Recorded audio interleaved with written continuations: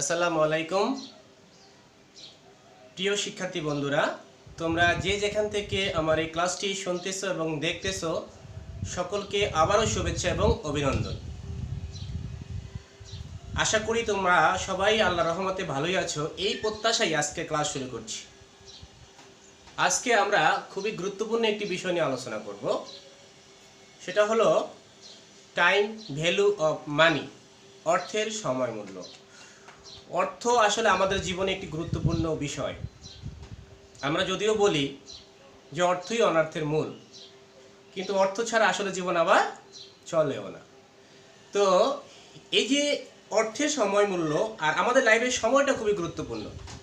কারণ কেউ কেউ বলেছে যে সময়ের মানদণ্ডটা হচ্ছে জীবন।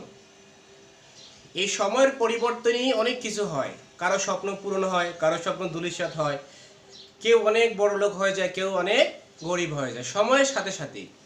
তো আজকে আমরা দেখব এই যে অর্থের মূল্যের যে পরিবর্তন হয়, অর্থ বাড়ে বা কমে সময়ের পরিবর্তনের সাথে সাথে, সেই বিষয়টা নিয়ে আজকে আমরা আলোচনা করব। আজকে আমাদের আলোচনার বই হচ্ছে একাদশ এবং দ্বাদশ শ্রেণীর ফিনান্স বইয়ের 3য় অধ্যায়, টাইম ভ্যালু অফ মানি, অর্থের সময় মূল্য। যেমন একটি বিষয় খেয়াল করো, তুমি আজকে ব্যাংকে 1000 টাকা জমা রাখলা।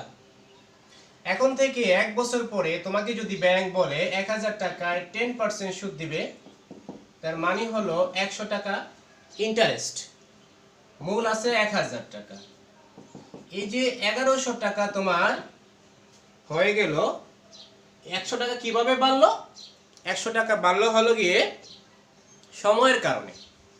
তো প্রিয় বন্ধুরা, এখান থেকে যে সংজ্ঞাটা তোমরা এভাবে বলতে পারো যে সময়ের পরিবর্তনের সাথে সাথে অর্থের মূল্যের যে পরিবর্তন হয় তাকে টাইম ভ্যালু অফ মানি বা অর্থের সময় মূল্য বলা হয়। তাহলে এখানে দুইটা জিনিস খেয়াল করো। এটা হচ্ছে বর্তমান মূল্য, ইংলিশে বলা হয় পিভি, প্রেজেন্ট ভ্যালু। এটাকে বলা হয় এফবি, ফিউচার ভ্যালু, ভবিষ্যৎ মূল্য। তোমাদেরকে এই ক্লাসটা মনোযোগ দেওয়ার জন্য আবারও বলতেছি, এজন্য যে এই অধ্যায়টা সম্পূর্ণ ম্যাথ। তো তুমি যদি ম্যাথে ভালো করতে চাও, ম্যাথগুলো স্মুথলি করতে চাও, তাহলে তোমাকে অবশ্যই এই ম্যাথ রিলেটেড যে থিওরিগুলো তোমাদের সামনে আসবে সেগুলো খুব গুরুত্ব দিয়ে দেখতে হবে, তাহলে তুমি ম্যাথটা সুন্দর করে করতে পারবে। তো এই যে বর্তমান মূল্য এবং ভবিষ্যৎ মূল্য, এই দুটা মূল্যের ভিতরে কোন মূল্যটাকে আমরা বেশি প্রায়োরিটি দিই? নরমালি আমরা বর্তমান মূল্যকে বেশি প্রায়োরিটি দিই। এই যে বর্তমান মূল্যকে আমরা প্রায়োরিটি দেই, এর পিছনে যৌক্তিক কারণ আছে। এই যৌক্তিক কারণটা হচ্ছে অগ্রাধিকারের কারণ হচ্ছে, তোমাদের বইয়ের ভাষা হচ্ছে 4টা।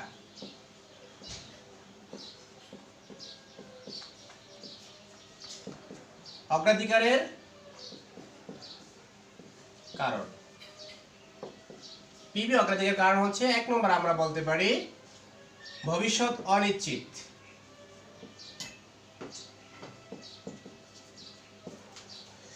তুমি আজকে ব্যাংকে টাকা রাখলা, এখন থেকে 1 বছর পরে এই টাকাটা নির্দিষ্ট পরিমাণ বেড়ে যাবে। সেই পর্যন্ত আমরা আসলে বেঁচে থাকি কিনা, ব্যাংক বেঁচে থাকে কিনা, ম্যানেজার বেঁচে থাকে কিনা, এই বিষয়টা একেবারে অনিশ্চিত মোটামুটি। এই বিষয়ে একটা গল্প মনে পড়ে গেল। গল্পটা এরকম যে রাজসভায় রাজা ঘোষণা দিল যে আমার একটি গাধা আছে, গাধাটাকে কে কথা শিখাইতে পারবা, যে কথা শিখাইতে পারবা তাকে অনেক স্বর্ণমুদ্রা দেওয়া হবে, আর যদি শিখাইতে না পারো তাহলে গর্দান কেটে ফেলা হবে। তো গোপালবার হাত তুলছে যে মশাই আমি পারবো, রাজা মশাই আমি পারবো, তবে আমার কিছু শর্ত আছে। শর্তগুলো হলো যে এখন থেকে 30 বছর পর্যন্ত আপনি এই গাধাকে কোনো প্রশ্ন করতে পারবেন না, কথা বলতে পারবেন না তার সাথে। 30 বছর তাকে আমি পরিপূর্ণভাবে ট্রেনিং দেবো, 30 বছর পরে সে কথা বলবে। 2 নম্বর শর্ত হচ্ছে যে আমাকে এই টাকাগুলো এখনই দিতে হবে, বর্তমানে দিতে হবে। তো রাজা রাজি হয়ে গেল। একটা সময়ের পরে এক মন্ত্রী গোপালকে জিজ্ঞেস করছে যে তোমার তো গর্দান কাটা যাবে, তুমি এরকম বোকামির সিদ্ধান্তটা কেন নিলে? সে বলল, দেখো আমি দেখতেছি যে ভবিষ্যৎ সম্পূর্ণ অনিশ্চিত, বর্তমান মূল্যকে আমি প্রায়োরিটি দিয়েছি, এই জন্য আমি বর্তমান টাকাগুলো আমি নিয়ে নিছি। এখন থেকে এই 30 বছর পরে হয়তো রাজা মারা যাবে, না হয় আমি মারা যাব, না হয় গরু মারা মানে গাধা মারা যাবে, একজন মরলেই ইচ্ছা কি শেষ। সেই পরিপ্রেক্ষিতে দেখা যাচ্ছে ভবিষ্যৎ সম্পূর্ণকে অনিশ্চিত, এজন্য আমরা বর্তমান মূল্যকে বেশি প্রায়োরিটি দিই। 2 নম্বর কারণটা হতে পারে ভোগ অগ্রাধিকার।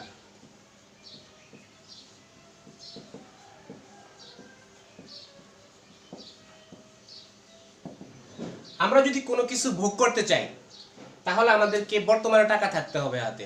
আমি বাজার করতে যাব, আমি দুপুরে খাবার খাবো, এখন যদি আমার হাতেই বর্তমানে টাকা না থাকে আমি ভবিষ্যতে কি করব? তাহলে এই যে ভবিষ্যৎ মূল্যের তুলনায় আমরা পিবি প্রেজেন্ট ভ্যালুকে গুরুত্ব দেই, এর অন্যতম আরেকটি কারণ কি ভোগ অগ্রাধিকার। 3 নম্বর একটি কারণ হচ্ছে বিনিয়োগ। দেখো, তোমার বাবা যদি তোমাকে বলে যে তুমি এখন 1000 টাকা নিবা, এখন থেকে 5 মাস পরে 1010 টাকা নিবা বা 1100 টাকা নিবা, তখন তুমি চিন্তা করবা, তুমি যদি ব্যবসায়ী হয়ে থাকো তখন তুমি চিন্তা করবা যে আমি এই মুহূর্তে বর্তমান টাকাটাই গ্রহণ করব, কারণ এই টাকাটা আমি এর চেয়ে ভালো জায়গায় বিনিয়োগ করতে পারি। বিনিয়োগ করলে ইন্টারেস্ট বেশি আসবে। 1 মাস পর পর যদি বিনিয়োগ করো, সেই টাকাটা নিয়ে আবার যদি বিনিয়োগ করো, আর এই টাকাটা নিয়ে যদি আবার বিনিয়োগ করো, তখন কিন্তু তোমার বিনিয়োগের শেষে যেই মুনাফাটা আসবে সেটা অনেক বেড়ে যাবে।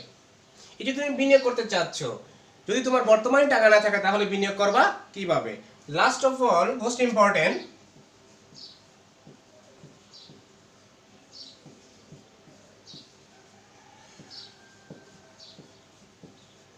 মুদ্রাস্ফীতি।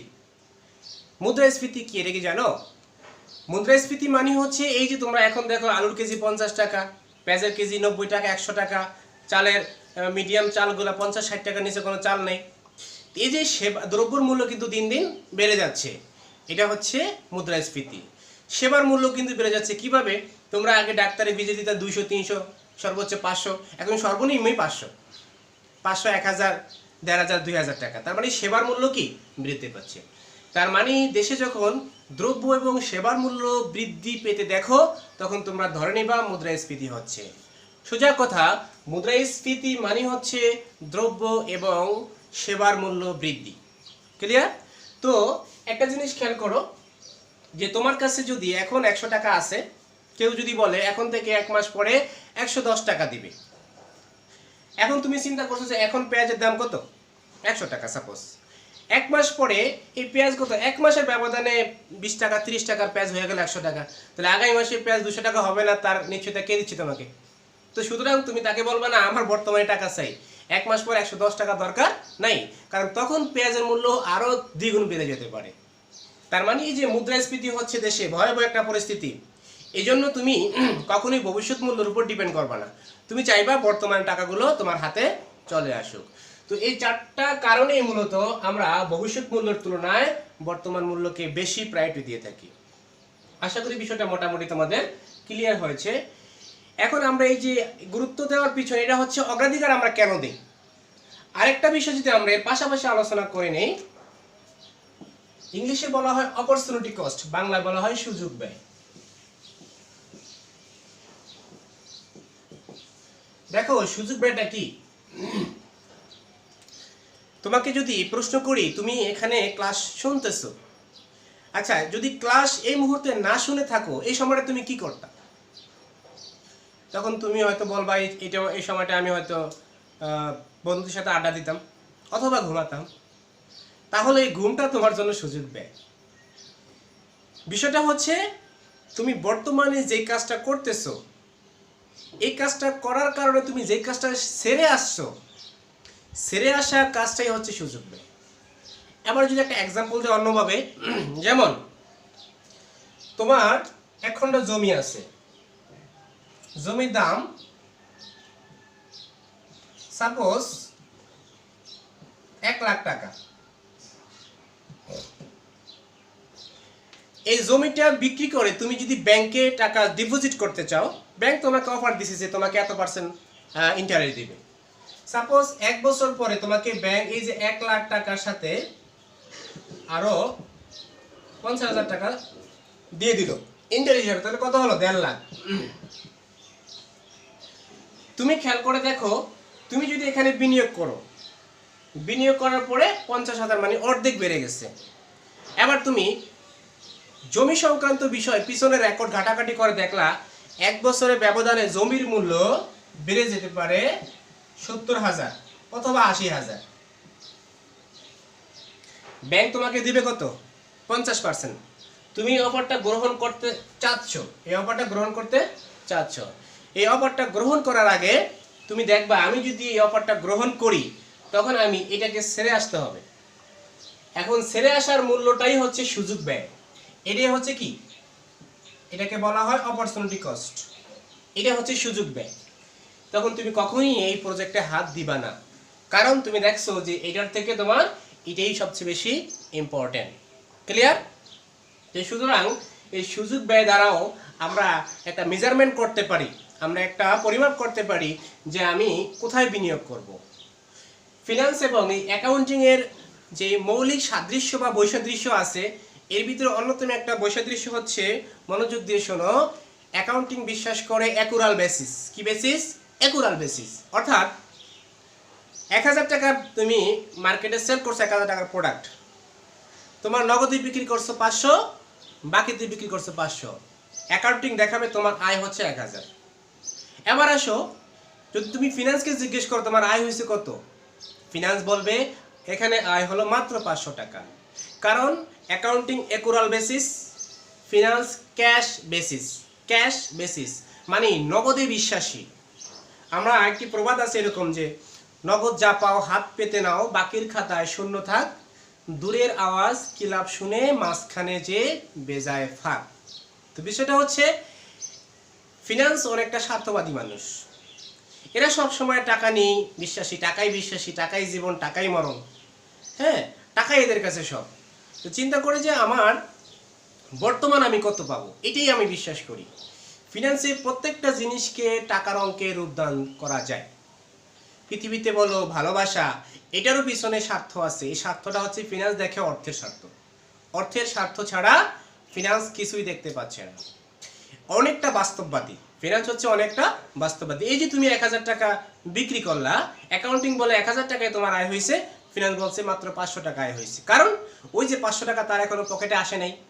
পকেটে আসলে পরে বিশ্বাস করবে। কারণ আমরা আগেই তো কথা বলে নিয়েছি যে অনিশ্চিত, আমি এই ৫০০ টাকা আসলে পাবো কি পাবো না তার কোনো নিশ্চয়তা আছে? নিশ্চয়তা নাই।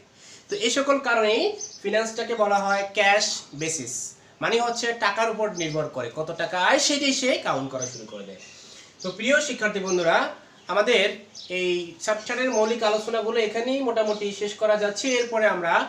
এরপরের ক্লাসে আমরা শুরু করব ম্যাথ নিয়ে, যে এই যে বর্তমান মূল্যটা কিভাবে নির্ণয় করা যায়। তো সে পর্যন্ত সবাই ভালো থাকো, সুস্থ থাকো, এই প্রত্যাশায় আজকের মতো এখানেই বিদায় নিচ্ছি। আল্লাহ হাফেজ।